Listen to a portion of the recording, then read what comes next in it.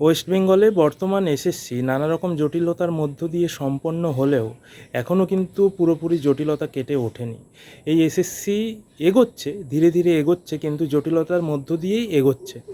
সম্পন্ন হয়ে যাবে হয়তো, এইভাবে ধীরে ধীরে এগোতে এগোতে নিশ্চয়ই সম্পন্ন হয়ে যাবে, আর খুব বেশি দিন সময় লাগবে না, তাই হতাশ হওয়ার কোনো কারণ নেই।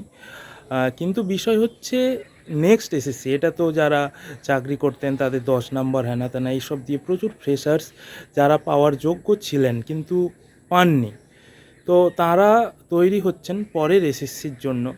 তো সেই পরের এসএসসি কবে হবে সেই নিয়ে এখনও ধোঁয়াশা রয়েছে, কিন্তু আমার মনে হয় এবং বিভিন্ন দিক থেকে যা খবর আসছে, এই বছরের নভেম্বর ডিসেম্বরের দিকে কিন্তু একটা নোটিফিকেশান বেরোতে পারে এবং এসএসসি কিন্তু হবেই, একটা এসএসসি তো হবেই, এবং সেখানে কিন্তু একটা ভালো সংখ্যায় রিক্রুটমেন্ট হবে এবং সেখানে পুরোপুরি ফ্রেশারদের সুযোগ থাকবে।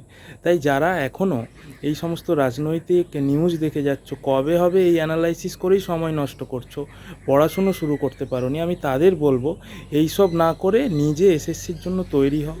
এমনভাবেই তৈরি হও যাতে 60টা কোশ্চেনের 60টাই করতে পারো, বা যতগুলোই কোশ্চেন থাকুক, এবং যা যা প্রসেসে পরীক্ষা হোক না কেন তুমি যেন সব প্রসেসগুলোতে স্কিলফুল হও এবং তোমাকে যেন কোথাও আটকাতে না পারে। অ্যাটলিস্ট নিজের 100% দিয়ে এখন থেকে সেইভাবে তৈরি হও, নাহলে হঠাৎ করে ফর্ম চলে আসবে, অ্যাডভার্টাইজমেন্ট চলে আসবে এবং তোমার মনে হবে যা তৈরিই তো হওয়া হলো না, যেটা প্রতিবারেই হয়।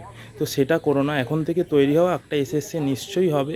ফাঁকি দিও না, সঠিকভাবে পড়াশুনো করো এবং এবার কিন্তু সুযোগ আসবে।